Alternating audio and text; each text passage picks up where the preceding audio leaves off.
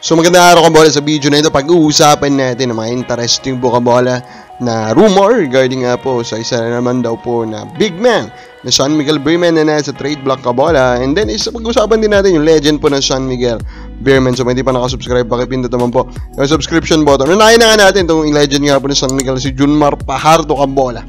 He won't complain but he deserve better treatment dito po sa column po nito pong si Homer Sison kabola. And he is pointing out what transpired kabola dito nga po sa pagsakay po sa aeroplano nito si Fajardo. So pinasakay lang siya dun sa economic class kabola, and talagang hirap na hirap si Fajardo, knowing na 6'10", 300 pounder itong si Fajardo kabola. So makikita nyo nga dito po sa na-post po na video na talagang kailangan niya pong magpakahirap para lang po kumasya doon. And very disturbing kabola. Parang mapapaano ka na nga baka lang maka-injury siya just because of this posture po na ginagawa niya during this flight kabola.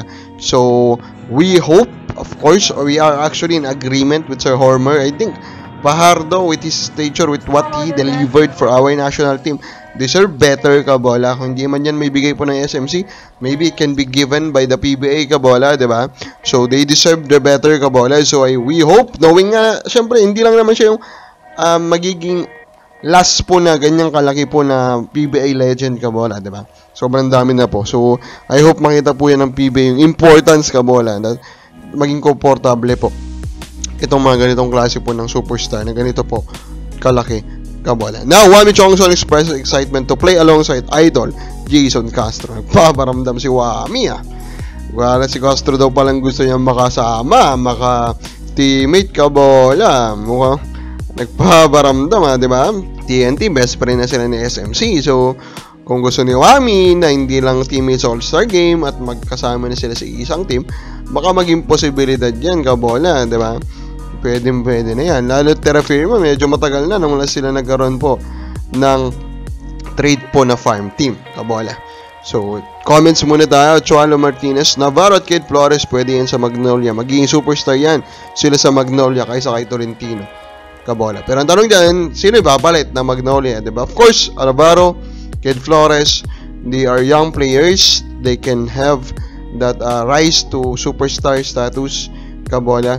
They develop more kabola. Pero overall kasi itong dalawang players na to talagang quality players na doon pa lang po sa Northport, gamit na po sila. Yung mga minuto nila is mataas na po kabola, and they are really showing up. So it's about Magnolia, ano bang pwede nilang ibigay, diba? Knowing how Magnolia trades kabola, malamang they will give almost equal value. So sino yung bibigay nila? Pa-shoutout ulit sa atin pong Ronald Berbusidad. Yun sa Kappa 10114. Si daw ang need ng Magnolia pa kasi bigay ng sister team. So matagal din natin sinasabi yan, no? Tautuwa is a great fit for Magnolia. He can shoot from beyond the arc, which fits very well with Ian Sanggalang, the main center po kabola, and even James Laput, the rising center po ng Magnolia Chats kabola. Pero yun, hindi wala pa nagaganap na trade kasi kailangan nila itong ipadaan, no? Sa isa sa mga farm teams nila for that to happen. Pero anyway naman po na pwede nilang ipadaan to, it can happen So, baka totoo yung sinasabi ni Kappa kabola na ayaw nang ibigay po ng sister team, diba? Speaking of San Miguel Beerman, ito na there is one guy kabola, one big man na nasa trade block na daw, confirmed po by Snow Badwa kabola. So she's Vic Manuel, who did not play in the conquest po ng Commissioner's Cup ng San Miguel Beerman, and could be the reason why gusto na rin nilang i-trade, diba? Kasi na-prove naman na nila that they can win that championship without Vic Manuel. So they can now trade him for something that they actually need more, diba? Actually, they actually need a big man, pero if they can find a stretch big man, diba, in exchange for Manuel, he could be a better fit. Kabakabali sa vlog mo, dapat na ba siyang ibigay po ng San Miguel? Comment lang po sa baba.